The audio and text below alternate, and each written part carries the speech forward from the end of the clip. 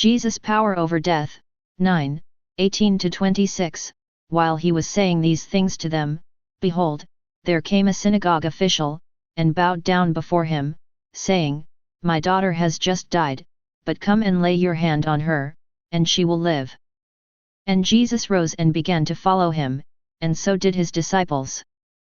And behold, a woman who had been suffering from a hemorrhage for 12 years, came up behind him and touched the fringe of his cloak, for she was saying to herself, If I only touch his garment, I shall get well. But Jesus turning and seeing her said, Daughter, take courage, your faith has made you well. And at once the woman was made well. And when Jesus came into the official's house, and saw the flute, players, and the crowd in noisy disorder, he began to say, Depart, for the girl has not died, but is asleep. And they began laughing at him. But when the crowd had been put out, he entered and took her by the hand, and the girl arose. And this news went out into all that land. 9, 18-26. Perhaps no man in modern times has seemed before the eyes of the world to have been more at peace with himself and others than Mahatma Gandhi. He was the image of a tranquil soul who possessed perfect inner harmony. 15 years before he died, he wrote, I must tell you in all humility that Hinduism as I know it entirely satisfies my soul. It fills my whole being and I find a solace in the Bhagavad and Upanishad that I miss even in the Sermon on the Mount. But just before his death he wrote, My days are numbered. I am not likely to live very long, perhaps a year or a little more. For the first time in 50 years I find myself in the slough of despond. Even the tranquil Gandhi had to face the reality of death and the inability of his man-made religion to give him answers or comfort in face of it. A Turkish watchmaker decided to build a special grave for himself that had an 8-inch window on top, an electric light, and a button beside the window connected to an outside alarm. In case he was accidentally buried alive and managed to revive, he could press the button to summon help.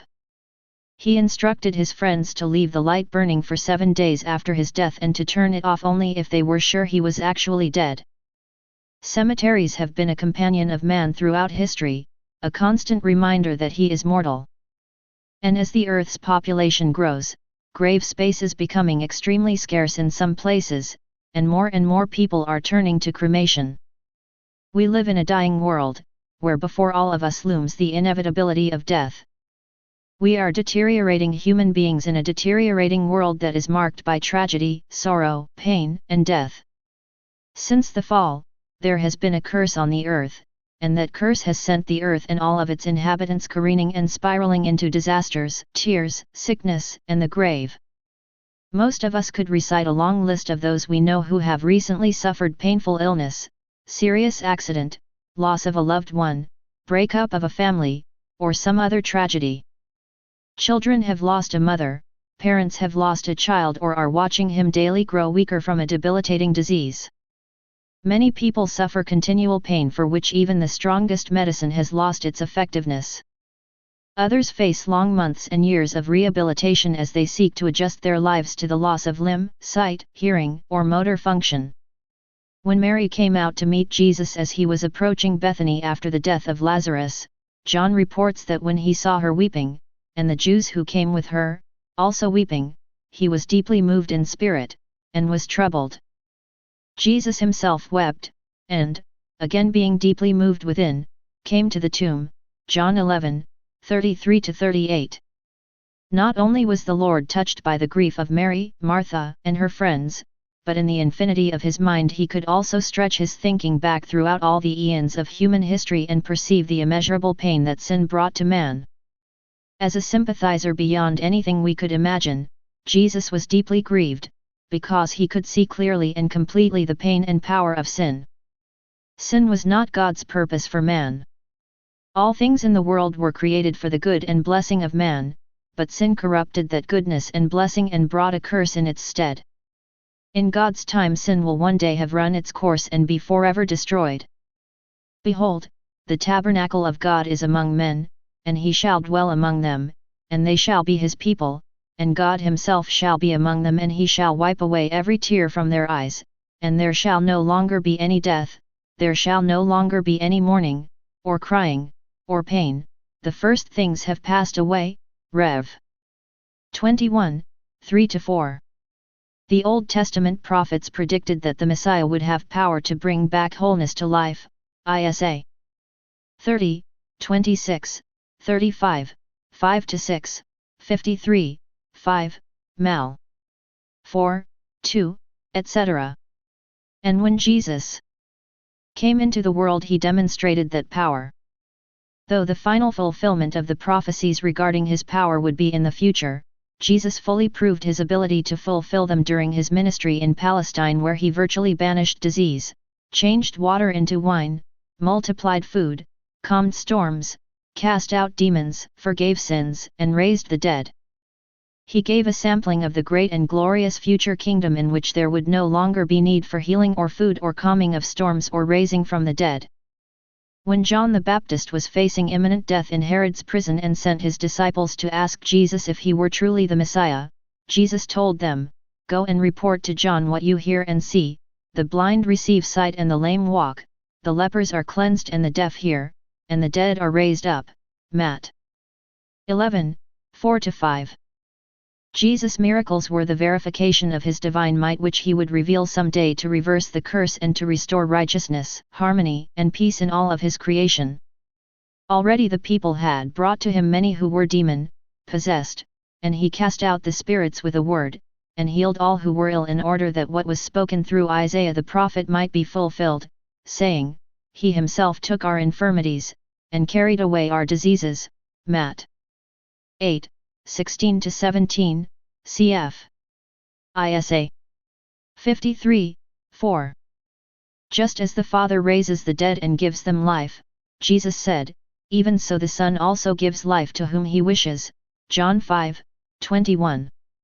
Although Jesus had great compassion on the suffering and afflicted people who came to him, Mark 1, 41, Matt. 9, 36, 14, 14, he did not heal and cleanse them and raise their dead simply for their own sakes. He performed those miracles to demonstrate his deity and to establish his credentials as the Messiah predicted by the Old Testament prophets. See Matt. 8, 16-17, 9, 35, 11, 5.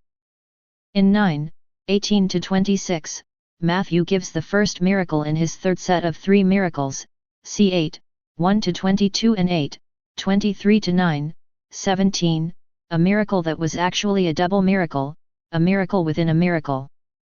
He raised a young girl from the dead, and during the process restored health to a woman who was considered by society all but dead. He demonstrated his power to restore life to the whole body and to restore wholeness to any part of the body. The Canadian scientist G.B. Hardy one time said, "When I looked at religion, I said, I have 2 questions. 1. Has anybody ever conquered death? And 2. If they have, did they make a way for me to conquer death? I checked the tomb of Buddha, and it was occupied, and I checked the tomb of Confucius and it was occupied, and I checked the tomb of Mohammed and it was occupied, and I came to the tomb of Jesus. And it was empty. And I said, there is one who conquered death. And I asked the second question, did he make a way for me to do it? And I opened the Bible and discovered that he said, because I live ye shall live also. That is the supreme, 2-part question that all mankind faces. Has anyone conquered death? And if so, did he provide a way for others to conquer death? That is the question dealt with in the present passage. Within this text we not only see a miracle within a miracle but also a beautiful picture of Jesus' response to people in need. We see the dual portrayal of his power and his sensitivity, his authority and his gentleness, his sovereignty and his openness, his majesty and his loving kindness. We see in particular that Jesus was accessible, touchable, and impartial as well as powerful. Of the 2 principal characters in this account besides Jesus, one was an influential ruler and the other an outcast. The one was wealthy and the other poor. Yet in common they had great needs and a great helper. Jesus was accessible while he was saying these things to them. Behold, there came a synagogue official, and bowed down before him, saying, my daughter has just died, but come and lay your hand on her, and she will live. 9:18. While he was saying these things refers to the conversation Jesus had just been having with the critical Pharisees and confused disciples of John the Baptist, vv. 11-17, in which our Lord made clear that he had come to save only those who acknowledge and confess their sins, and that the ways of the old life of the flesh and the new life of the Spirit are totally incompatible. Mark 5:22, and Luke 8:41, explain that the man who came up to Jesus was named Jairus, and that he not only was an synagogue official, but was the chief official, or elder, of the synagogue, the Archizanagos, Hebrew. Rosh HaKnesset. He was therefore the highest-ranking religious official in Capernaum, responsible for the total administration and operation of the synagogue. He supervised the worship services and oversaw the work of the other elders, which included teaching, adjudicating disputes, and other such leadership duties. As the ranking member of the Jewish religious establishment in Capernaum, which would have included scribes and Pharisees, Jairus may well have been a Pharisee himself. As is clear from the earlier sections of Matthew and of the other Gospels, the religious establishment in general was already developing strong opposition to Jesus even in this relatively early stage of his ministry. Jairus could not have escaped being aware of this opposition, and when he came to Jesus for help he knew he would face criticism and pressure from his peers. Yet when he faced Jesus he did not seek to protect himself by going at night, as Nicodemus did, or by disguising his true motive and need with an involved and veiled religious question. We are not told what he then thought about Jesus' messiahship, but to have bowed down before him was to offer an act of great homage and reverence, and the Greek term behind bowed down, proskon, is most often rendered worshipped, see Matt. 4:10, John 4:21-24, 1 Cor. 14:25, Rev 4:10, etc. The act involved prostrating oneself before the honored person and kissing his feet, the hem of his garment, or the ground in front of him. Such acts of reverence were not, of course, always completely sincere. Proskon is also used of the mother of James and John, who came to Jesus with her sons, bowing down, Matt. 20:20, emphasis added. Her seeming act of reverence was entirely external and self-serving. She did not desire Jesus' honor and glory, but only that he would grant that in your kingdom these two sons of mine may sit, one on your right and one on your left, v. 21. By contrast, everything Jairus did proved his humility and sincerity. Like that of the mother of James and John, his request was in behalf of his child, but it was a selfless request that, by its very asking for the humanly impossible, honored Jesus' power, compassion, and grace. Whatever thoughts he may have had about the reaction of his fellow religious leaders, he knew that Jesus was the only source of help for his daughter, who had just died. Nothing else mattered as he came to the Lord in anguish and utter desperation.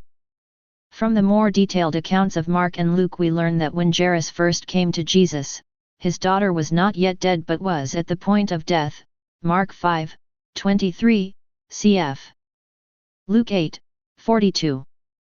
A short while later messengers from his house informed him that she had died and counseled him not to trouble the teacher any more, Mark 5:35. Matthew begins his story at that point. The daughter was 12 years old, in the first year of her womanhood according to Jewish custom. The day after his 13th birthday a Jewish boy was recognized as a man, and a day after her 12th birthday a Jewish girl was recognized as a woman. Jairus' daughter had just come into the flower of womanhood, but to her father she was still his little girl, whose life was dearer to him than his own. The sunshine of her childhood had turned into the shadow of death. The Jewish establishment had no resources that would help a father facing such tragedy, and Jairus knew that the only hope for his daughter lay in the man whom that religious establishment ridiculed and was coming to despise.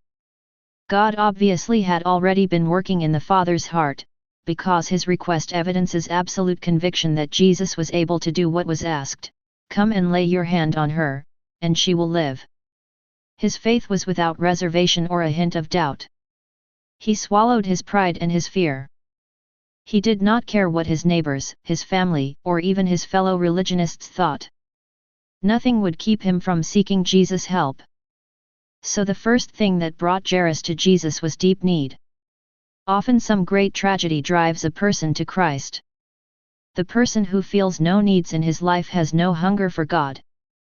That is why the first step in witnessing is to convince people of their need of salvation and therefore of Christ as the only means for obtaining it. As noted in the previous chapter, the person who does not see his sin and his lostness sees no reason to be saved from them. Similarly, the person who has a need but thinks it can be met by human resources sees no reason for coming to the supernatural Lord for help. Jairus was already convinced that human resources could not save the life of his daughter, and he was also already convinced of Christ's power to do it. It may have been that, until it was obvious she was dying, he hesitated seeking Jesus' help. But now he knew he had only one hope for help. He did not come to Christ out of an entirely pure motive, because his first concern was his daughter's life and his own despair. He did not come primarily to adore or glorify Jesus but to seek life for his daughter and relief of pain and anguish for himself. But he trusted in Jesus for that help, and he found him to be accessible. That is the second thing that brought him to Jesus, his faith. He believed Jesus had the power to do what he asked of him. Such great faith is especially amazing in light of the fact that Jesus had not yet performed a resurrection miracle. He had healed many life-threatening diseases, but he had not brought anyone back to life after dying. Yet without hesitation or qualification, Jairus asked Jesus to do just that: raise his daughter from death. Come, lay your hand on her, and she will live. Jesus marveled at the faith of the centurion who believed that he could heal the man's servant by simply saying the word. Truly I say to you, Jesus said, I have not found such great faith with anyone in Israel. Matt. 8, 9-10. But Jairus even believed that a touch of Jesus' hand could raise his daughter from the dead. His faith also surpassed that of Martha, who believed Jesus could have kept her brother Lazarus from dying but gave up hope once he was dead. John 11, 21.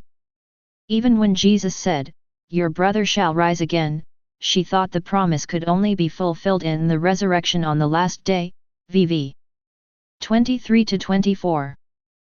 With such great faith in Jesus' power to restore life, it is hard to believe that Jairus did not also trust that Jesus was as able to forgive his sins and raise him to spiritual life as he was able to raise his daughter to physical life. Jesus was not a religious guru surrounded by servants to do his every bidding, nor was he a monastic who removed himself from the life and activities of ordinary people. Nor did he establish a hierarchy of intermediaries through whom people would have to go before seeing him, if they saw him at all. Even though he was the Son of God, Jesus became flesh, and dwelt among us, John 1, 14, as a man among men. He walked the streets of the cities, and visited the smallest villages. He talked with the great among men and with the humble, with the rich and poor, the healthy and the sick, the noble and the outcast. He talked with the educated and successful and the uneducated and deprived. He talked with young and old, male and female, Jew and Gentile. Almost everywhere Jesus went he was in the midst of a crowd, because the people would not let him alone. Among those crowds were three kinds of people: the critical and resentful religious leaders, especially the self-righteous scribes and Pharisees, the curious and uncommitted onlookers who saw Jesus only as a powerful, authoritative, and fascinating contrast to those religious leaders, and the guilty, hurting, desperate people who came to Jesus for help from sin, sickness, and tragedy.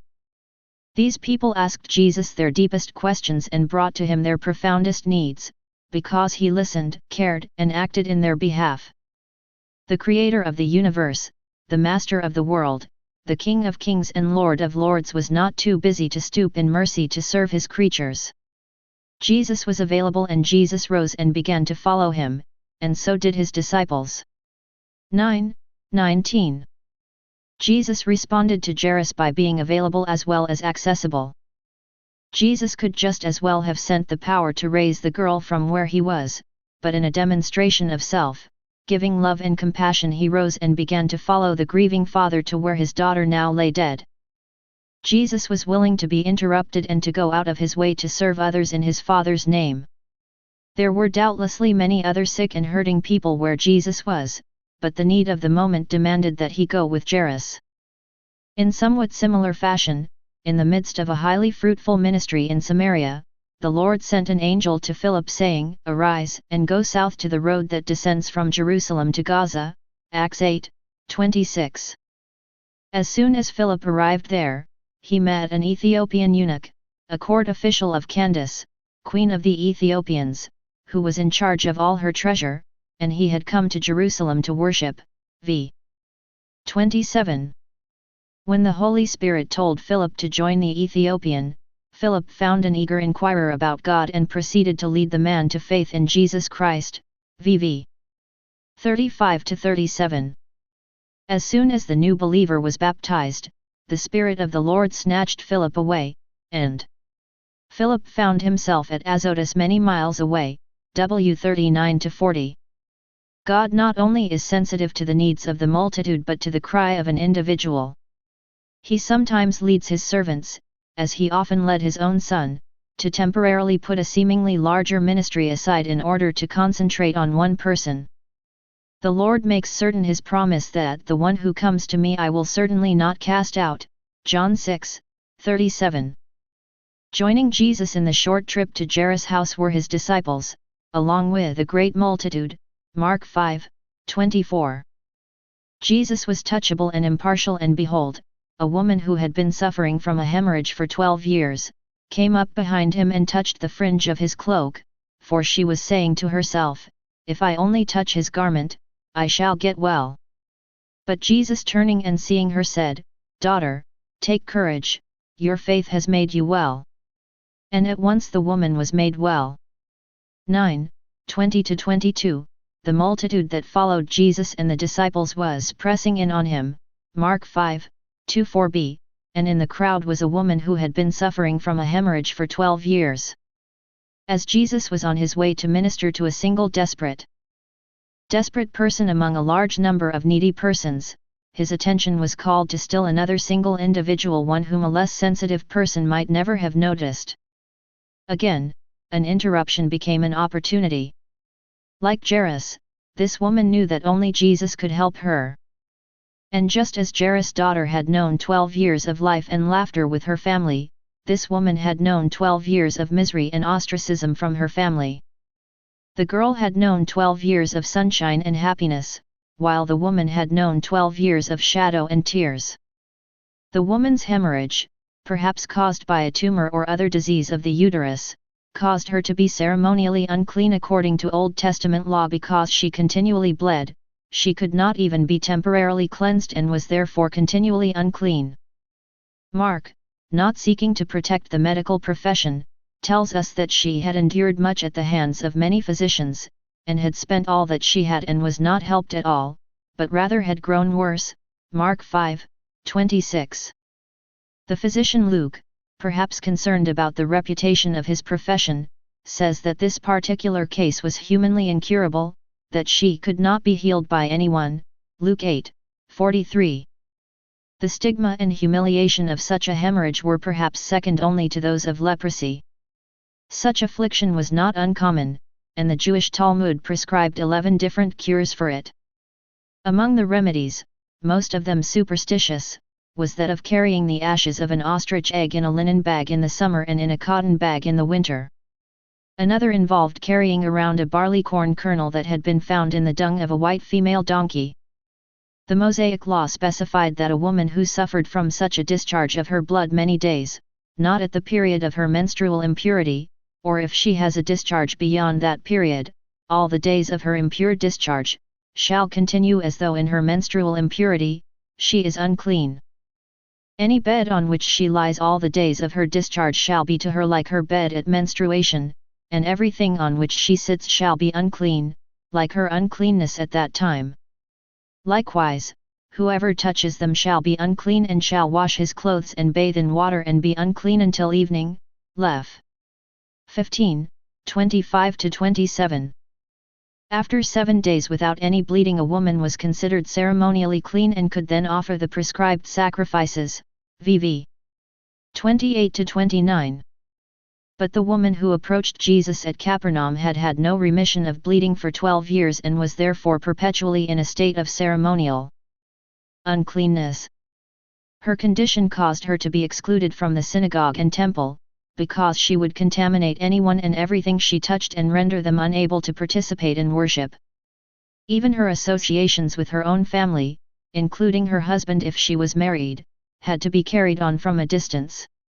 In addition to her social and religious isolation, she was also penniless, having spent all her resources on ineffective treatments and probably a few charlatans. According to biblical requirements, Jewish men were to make for themselves tassels on the corners of their garments and put on the tassel of each corner a cord of blue, number 15, 38, cf. Deuterium 22, 12. The threads of the tassels and cords were woven in a pattern that represented faithfulness and loyalty to the Word of God and holiness to the Lord. Wherever a Jew went, those tassels reminded him and testified before the world that he belonged to the people of God. Consistent with their typical hypocrisy and pretension, the Pharisees lengthened the tassels of their garments in order to call attention to their religious devotion, Matt. 23, 5. In much later times, persecuted Jews in Europe wore the tassels on their undergarments for the very opposite reason: to avoid identification and possible arrest. Modified forms of the tassel are still sewn on the prayer shawls of Orthodox Jews today.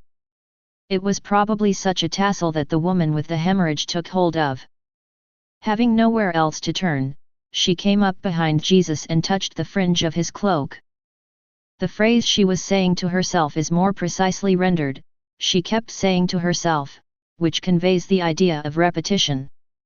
She was saying over and over to herself, "If I only touch his garment, I shall get well." The single thought on her mind was to get close enough to Jesus just to touch his garment. When the godly Sir James Simpson lay dying, a friend said to him, "Well, James, soon you will be able to rest on the bosom of Jesus." In typical humility he replied, "I don't know that I can quite do that, but I do think I can take hold of his garment." In her embarrassment and shame, the woman who followed Jesus in the crowd wanted to be unnoticed. She would simply touch his garment, confident that even that indirect contact with him was enough. Her confidence was not in vain, and in the touching she was immediately cleansed of her defilement. Jesus, turning and seeing her, said, "Daughter, take courage, your faith has made you well." Luke tells us that she was healed before Jesus spoke. As soon as she touched his cloak, immediately the flow of her blood was dried up, and she felt in her body that she was healed of her affliction. Mark 5:29. Before Jesus himself knew of her specifically, cf. Luke 8:46, she was healed. He became aware of the miraculous occurrence only when he realized that power had gone out of him. Luke 8:46. His words of assurance, "Your faith has made you well," simply confirmed what had already happened. Jesus did not care that her touching even his clothing would make him ceremonially unclean in the eyes of fellow Jews. He was touchable even by the untouchable. Throughout his earthly ministry, thousands of people came in contact with Jesus, and many hundreds of them talked with him and touched him, but many of them were not touched by him. Throughout the history of the Church, countless others such as Mahatma Gandhi, mentioned above, have also come in close contact with Jesus, and many of them, too, have remained untouched by him. He knows the difference between the person who approaches him out of mere religious curiosity or a sense of adventure and the one who comes to him in desperation and genuine faith. The woman's expectations seem to have been almost superstitious, as she perhaps thought there was some power even in the clothing of this miracle worker. Yet Jesus spoke to her with words of tenderness, warmth, and intimacy. "Daughter, take courage." Whatever else may have been in her mind, her faith was genuine and was acceptable to the Lord. It was enough to make her well. The common Greek word for physical healing was iaume, the term used by Mark when he explains that this woman was healed of her affliction. Mark 5:29, cf. 34. In saying that she could not be healed by anyone, Luke used another word for physical healing, therapeu, Luke 8:43, from which we get therapeutic. But the three references to being made well in Matthew 9:21-22, as well as those in the parallel passages of Mark 5:34 and Luke 8:48, use SZ, the usual New Testament term for being saved from sin. When the blind beggar Bartimaeus asked Jesus to restore his sight, Jesus replied, "Go your way, your faith has made you well," Mark 10:52. Here SZ, has made you well, is also used in connection with the healed person's faith. Bartimaeus had repeatedly called Jesus the Son of David, VV 47-48, a common messianic title. It therefore seems probable that his being made well, like that of the woman with the hemorrhage, included spiritual salvation as well as physical healing. After Jesus forgave the sins of the prostitute who washed his feet with her tears and wiped them with her hair, he spoke to her exactly the same words, he pistis su sisoken se, that he spoke to the woman with the hemorrhage and to Bartimaeus. Although the English translations of that phrase are not always the same. In Luke 7:50 it is rendered, "Your faith has saved you," clearly indicating that the restoration was entirely spiritual, because no physical healing was involved, and that it resulted from the forgiveness of sins based on trust in the Lord, v. 48. In his account of the 10 lepers who pleaded with Jesus to cure them, Luke reports that all 10 were cleansed, from Kath, Arizona, Luke 17:14, but that it was only to the one man who glorified God and returned to give thanks that Jesus said, "Your faith has made you well," he pistis su sisoken se, v. 19. 10 men were cleansed, but only one was saved. It is unfortunate that most English translations do not make clear that all of the renderings of made well and saved just mentioned, which in each case the Lord himself specifically said resulted from the person's faith, come from the same Greek verb, sz. That fact strongly implies that a redemptive aspect was involved in each of those incidents. In the Gospel accounts we read of multitudes of people being healed completely apart from any faith on their part or the part of another person. Jesus performed his miracles of healing by his sovereign will, often in response to faith, but not conditioned by it.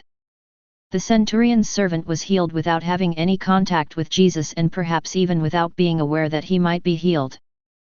Jairus' dead daughter obviously could not have had faith. But no one is ever saved apart from faith, and there seems reason to believe that the woman who touched Jesus' garment that day trusted him for spiritual as well as physical healing. The two things that bring men and women to Jesus Christ are deep, felt personal need and genuine faith, and the woman with the hemorrhage had both. The fact that Jesus ministered equally to the outcast woman and the leading elder of the synagogue certainly reveals his divine impartiality. He was not offended by the woman's taking hold of his tassel with her unclean hands. He did not resent her presuming to seek his help while he was engulfed by a demanding multitude and on his way to raise a young girl from her deathbed.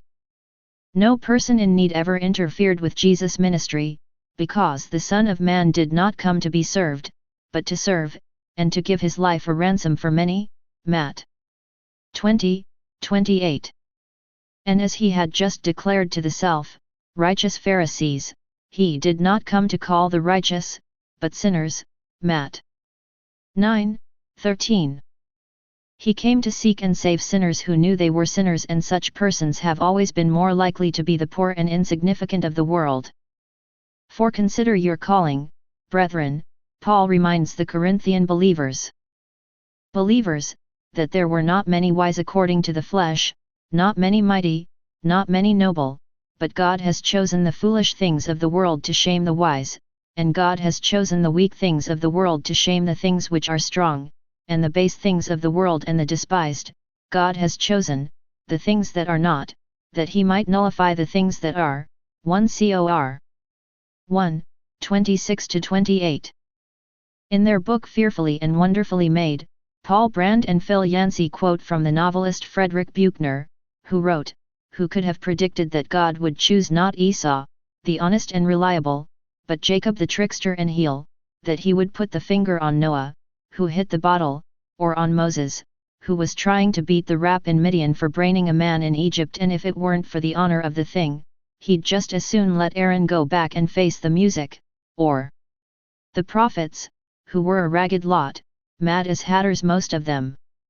Then Brand and Yancey add, the exception seems to be the rule. The first humans God created went out and did the only thing God asked them not to do. The man he chose to head a new nation known as God's people tried to pawn off his wife on an unsuspecting Pharaoh. And the wife herself, when told at the ripe old age of 90, that God was ready to deliver the son he had promised her, broke into rasping laughter in the face of God. Rahab, a harlot, became revered for her great faith. And Solomon, the wisest man who ever lived, went out of his way to break every proverb he so astutely composed. Even after Jesus came, the pattern continued. The two disciples who did most to spread the word after his departure, John and Peter, were the two he had rebuked most often for petty squabbling and muddle-headedness. And the Apostle Paul, who wrote more books than any other Bible writer, was selected for the task while kicking up dust whirls from town to town sniffing out Christians to torture. Jesus had nerve, entrusting the high-minded ideals of love and unity and fellowship to this group. No wonder cynics have looked at the church and sighed, if that group of people is supposed to represent God, I'll quickly vote against him. Or, as Nietzsche expressed it, his disciples will have to look more saved if I am to believe in their Savior. Grand Rapids, Zondervan, 1980, pp. 29-30. How wonderful that God is more gracious than men. God never excuses disobedience, unfaithfulness, or any other sin. But he will forgive every sin that is placed under the atoning death of his Son, Jesus Christ. Position, prestige, or possessions give no advantage with him, and lack of those things gives no disadvantage. As Peter learned only after much resistance to the idea, God is not one to show partiality, Acts 10:34, cf. 1 Pet. 1:17. In Christ there is neither Jew nor Greek, there is neither slave nor free man, there is neither male nor female, Gal. 3:28. Jesus was powerful, and when Jesus came into the official's house, and saw the flute players, and the crowd in noisy disorder, he began to say, Depart, for the girl has not died, but is asleep. And they began laughing at him. But when the crowd had been put out, he entered and took her by the hand, and the girl arose. And this news went out into all that land. 9:23-26. It is Jesus' power that most uniquely sets him apart from other men.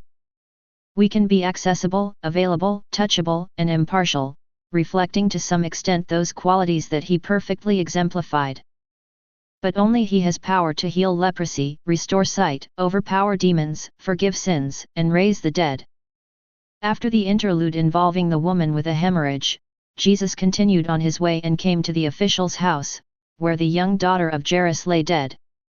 We are not told how long she had been dead, but it was obviously long enough to have summoned the professional flute players and for the crowd of mourners already to be in noisy disorder. In great contrast to those in the Western world of our day, funerals in most ancient cultures, including that of Israel in the time of Christ, were not occasions for quiet whispers and soothing music. They were instead characterized by the loud wailing of voices and the harsh dissonance of musical instruments such as those of the hired flute players on this occasion. The result, not unintended, was great noisy disorder. Jewish funerals involved 3 prescribed ways of expressing grief and lamentation. First was the tearing, or rending, of one's garment, for which tradition had developed some 39 different regulations and forms. Among other things, the tearing was to be done while standing up, and the tear was to be directly over the heart if the mourner was the father or mother of the deceased. Otherwise it was to be near the heart. The tear had to be large enough to put a fist through, but could be sewn up with large, loose stitches for the first 30 days to provide covering of the body while allowing the tear to be clearly noticeable. For sake of modesty, women would rip their undergarments and wear them backwards. The second way of expressing grief was by the hiring of professional women mourners, who would loudly wail the name of the one who had just died. They would also intermingle the names of other family members who had died in the past. Sorrow was intentionally intensified as memories of old grief were added to the new. Every tender chord was touched, and agony was magnified with loud shrieks, wailing, and groanings. The third way of expressing grief involved hiring professional musicians, most often flute players, who, like the hired mourners, would play loud, disconcerting sounds meant to reflect the emotional discord and confusion of grief. The Talmud declared that the husband is bound to bury his dead wife and to make lamentations and mourning for her according to the custom of all countries. Also the very poorest among the Israelites will not allow her less than 2 flutes and 1 wailing woman. Reflecting such customs of all countries, the Roman statesman Seneca reported that there was so much screaming and wailing at the death of the Emperor Claudius that some onlookers felt Claudius himself probably heard the noise from his grave. Because Jairus was the highest-ranking religious leader in Capernaum and was no doubt a man of means, the number of paid mourners and musicians at his daughter's funeral was probably large. When Jesus came upon them he said, "Depart, for the girl has not died, but is asleep." Depart was more a command than a request, the same command Peter used a number of years later when he sent the mourning widows out of the room where their dear friend Dorcas lay dead, Acts 9:40. Jesus surprised and annoyed the mourners first of all by his asking them to leave. They were following the long, established and revered traditions set down by respected rabbis centuries earlier. What they were doing was not only proper but required. Jesus surprised and annoyed them even more, however, by daring to suggest that the girl has not died, but is asleep. In scorn and derision, they began laughing at him. It was the hard, haughty laughter of those who gloat over a foolish act or statement by someone to whom they feel superior. That their weeping could so quickly turn to laughter, even mocking laughter, betrayed the fact that their mourning was a paid act and did not reflect genuine sorrow. It also betrayed their complete lack of faith in Jesus' power to raise the girl from the dead. Jesus knew the girl was dead, just as he knew Lazarus was dead when he said to his disciples, "Our friend Lazarus has fallen asleep, but I go, that I may awaken him out of sleep." John 11:11. As he explained to his incredulous disciples on that occasion, his reference to sleep signified actual death though it was temporary and not literal sleep. Jesus then said to them plainly, "Lazarus is dead." VV 13-14. When the crowd of hired mourners had been put out, Jesus entered the room and took her by the hand. Mark informs us that Jesus allowed only Peter, James, John, and the girl's parents to go into the room with him, and that, as he took her by the hand, he also said to her, "Talitha cum," which translated means, "Little girl, I say to you, arise." Mark 5:40-41. At that time, her spirit returned, and she rose immediately. Luke 8:55. Jesus could just as easily have raised her by only speaking the words, or by saying nothing at all. But his touching and speaking to her manifest a compassion and tenderness that far exceeded what was only necessary. It is hardly surprising that when Jesus performed his first miracle of resurrection this news went out into all that land. It was now evident that Jesus not only had power to heal disease, cast out demons, and forgive sins, but had power even to raise the dead. This account is the pinnacle of Matthew's presentation of Jesus' messianic credentials. The Son of Man has demonstrated his power over every enemy of man, including Satan and death. He truly holds the keys of death and Hades. Rev. 1:18. In Christ there is no longer reason to fear sickness, disease, demons, deformity, tragedy, or even death. As believers, we can even rejoice in dying, because our Lord has conquered death. Though we will not be brought back to this life, we will be raised to new life. In him is fullness of joy and life everlasting. No longer must the mourners weep, a poet reminds us, nor call departed children dead, for death is transformed into sleep and every grave becomes a bed. When as a young man D.L. Moody was called upon to preach a funeral sermon. He began to search the Gospels to find one of Jesus' funeral messages, only to discover that he never preached one. He found instead that Jesus broke up every funeral he attended by raising the dead person back to life. When the dead heard his voice, they immediately came to life. Arthur Brisbane has pictured the funeral of a Christian as a crowd of grieving caterpillars, all wearing black suits. As they crawl along mourning their dead brother, and carrying his cocoon to its final resting place, above them flutters an incredibly beautiful butterfly, looking down on them in utter disbelief. Death can strike God's saints in unexpected, painful, and seemingly senseless ways. Yet he does not promise to give explanations for such tragedies. Instead he gives the wondrous assurance that he who believes in me shall live even if he dies, John 11:25.